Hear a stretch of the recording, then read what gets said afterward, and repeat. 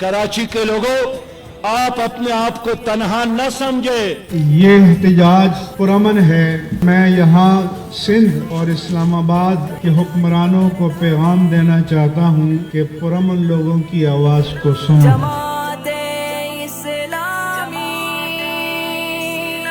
जीना होगा, मरना होगा, धरना होगा, धरना होगा, हक की खातिर लड़ना होगा, धरना होगा, धरना होगा। जमात इस्लामी का सिंध असेंबली के बाहर एहतजाजी धरना आज 9वें रोज में दाखिल होने जा रहा है। 9वें रोज की शिद्दत यह हुई कि आज सिंध के वजीर बल्दियात नासिर हुसैन शाह ने एक टेलीविजन प्रोग्राम में इस बात का इजहार किया कि वो आके इसमें बात करने को आमादा हैं। देखना ये है कि ये बर्फ मजीद किस हद तक और कहाँ तक पिघलती है। जमात इस्लामी ने आज एहतजाज के इस 8वें रोज़ अमीर जमात इस्लामी पाकिस्तान को इस धरने में शिरकत की दावत दी। वो यहाँ आए और एक बहुत बड़े जलसे से खिताब किया। बहुत बड़ी तादाद में यहाँ ख़वातीन, बच्चे, बूढ़े, जवान मौजूद थे। इन सब का एक ही मुतालबा था कि कराची को उसके हुकूक दिए जाएँ और इस जालमाना गाज़बाना बल्दियाती एक्ट को ख़त्म किया जाए।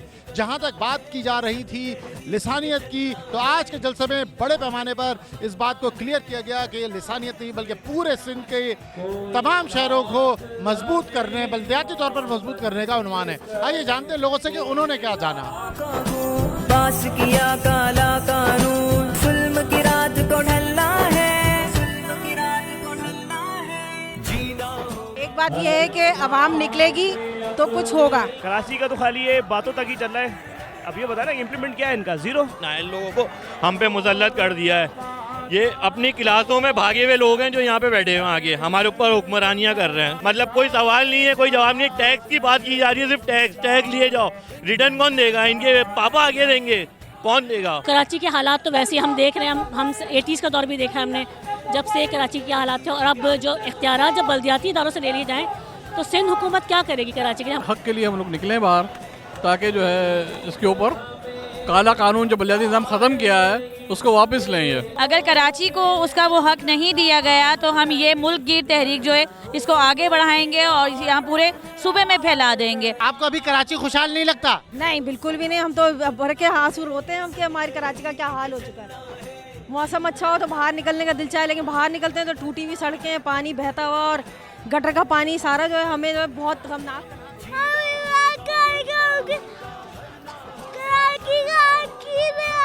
सिराजुल हक साहब भी इस धरने के शुरा से इजहार यकजहती के लिए कराची से बाहर से शरीक हुए थे।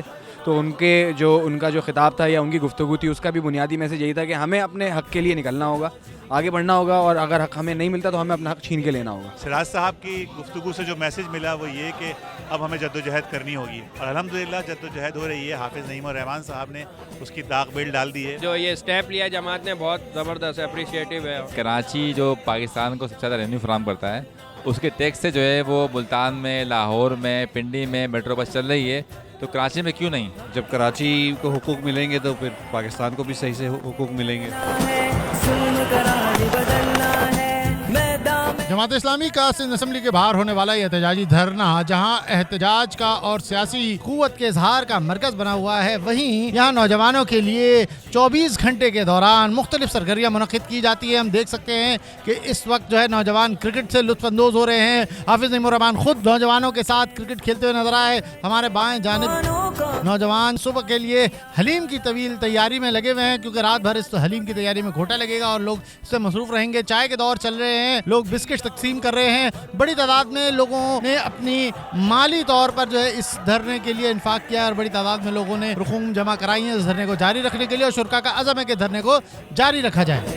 कब्ज़ा माफिया ना मंजूर, चेहरे नहीं बदलो दसूर, लोग हैं दर्दो गम से चूर, इनका इलाज तो करना है, इनका इलाज तो करना है। घरों से आज निकलना है, संग तहरीक के चलना है, जीना है। नाज़रीन, सिंध असेंबली के बाहर नौजवान भरपूर अंदाज से इस धरने को एंजॉय कर रहे हैं। हमारे साथ यहीं के एक नौजवान मौजूद है। क्या एंजॉय कर रहे हैं? ये यहाँ तो एंजॉयमेंट है, एक धरना ही धरना है। कल हमने हलीम के घोटे लगाए हैं और हलीम का आज भी हलीम बन रही है, लेकिन वो असल में हलीम नहीं है, वो सिंध असेंबली के मेहमान का घोटा लग रहा है और आज पूरी रात लगता रहेगा। इंशाल्लाह फजर में हम बैठ कर खाएंगे। आज हमने जो है अल्हम्दुलिल्लाह तकरीबन 2000 लोगों का हमने इंतज़ाम किया हमें एक साहब ने जो है वो 3 गायें जो है स्पॉन्सर की थी और उसको फिर हमने आज सालन बनवाया उसका और तकरीबन 3000 रोटियाँ हमने बनवाई। तो अल्लाह का शुक्र है कि यहाँ तकरीबन 2 से 2500 लोगों ने उस खाने को तनावुल फरमाया। कहीं भी कोई निज़ाम दुरुस्त नहीं है, सड़कों का बुरा हाल है, लोग बिजली के बिलों से परेशान हैं। लोगों को अपने हक के लिए निकलना चाहिए और जमात इस्लामी का साथ देना चाहिए। इस बात का इरादा भी किया है कि इस तहरीक को ये सिर्फ कराची की तहरीक नहीं रहेगी बल्कि ये पूरे पाकिस्तान के अंदर इस तहरीक को बर्पा करेंगे। इतवार के दिन जो है कराची से लेकर गिलगित तक का पैगाम उन्होंने छोड़ा है। आवाम ने असल में 30-35 साल से जो धोखा दही कौम परस्ती के नाम पे पीपल्स पार्टी ने धोखा दिया है, MQM ने धोखा दिया, दीगर जमातों ने तब्दीली के नाम पे जो धोखा दिया है, तो इसलिए अभी थोड़ा सा आवाम एतमाद करने में थोड़ा सा वो हिचका रही है। लेकिन ये है कि आने वाले वक्तों में आप देखिए खुद आवाम का यहाँ धरने में फ्लो बढ़ेगा। सिराजुल हक साहब ने आज जो अपनी तकरीर की उसमें एक चीज़ मुझे समझ में जिन्होंने सबसे अहम बात की, खरी बात की कि अगर पेशावर का शहरी अपना मेयर बराह रास्त सिलेक्ट कर सकता है, लाहौर का कर सकता है, इस्लामाबाद का कर सकता है, तो कराची का एक शहरी अपना मेयर खुद इलेक्ट क्यों नहीं कर सकता? यह हक कराची वालों को क्यों नहीं दे सकते? कराची के शहरियों का कहना वो ये है कि यहाँ एक मेगा सिटी है, तो उसके लिहाज से यहाँ की बल्दिया भी बाख्तियार होनी चाहिए, यहाँ का मेयर भी बाख्तियार होना चाहिए, तमाम इदारे इस शहर के मेयर के अंडर होने चाहिए और सिंध के तमाम शहरों के मेयर बाख्तियार होने चाहिए। कराची के मुस्तकबिल की जद्दोजहद में फैसला कुन किरदार अदा करने हम जा रहे हैं, तो इसमें जितना ज़्यादा पार्टिसिपेशन मुमकिन है वो करें। कल से इंशाल्लाह हम इस धरने का एक नया रुख तय करेंगे, यहाँ बेस कैंप बनाते हुए जद्दोजहद को मज़ीद आगे बढ़ाएंगे।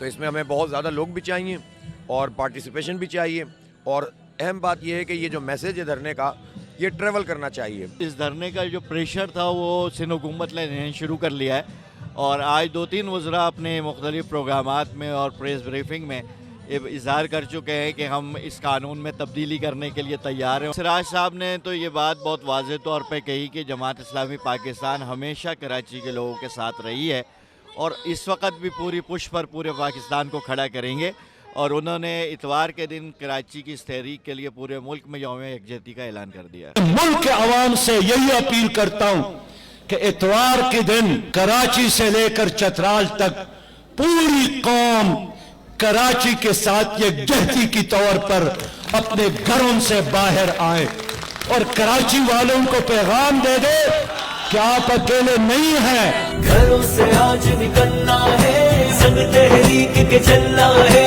जीना है या मरना है, धरने का नवा दिन आगाज होने जा रहा है। 8वें दिन के लिए शुरा के सोने का इंतज़ाम हमारे पीछे हो रहा है और उसी जज्बे के साथ जिस तरह पहले दिन यहाँ लोग मौजूद थे, आज यहाँ 8वें और 9वें दिन भी लोग मौजूद हैं और ये धरना आगे नए रुख मुतय्यन करने जा रहा है। अमीर जमात इस्लामी कराची का ये कहना था और जो टेक होम मैसेज आज लोग लेकर गए हैं वो भी आपने जाना कि कराची का मेयर बराह रास्त मुंतखब होना चाहिए। ये एक पंच लाइन आज के धरने से मिली है। अमीर जमात इस्लामी सिराजुल हक ने पूरे पाकिस्तान को कराची के पीछे खड़ा कर दिया है। आने वाले वक्तों में देखते हैं तहरीक किस जानिब जाती है। कैमरामैन निशान शेख के साथ सलमान अली, राह न्यूज़, कराची।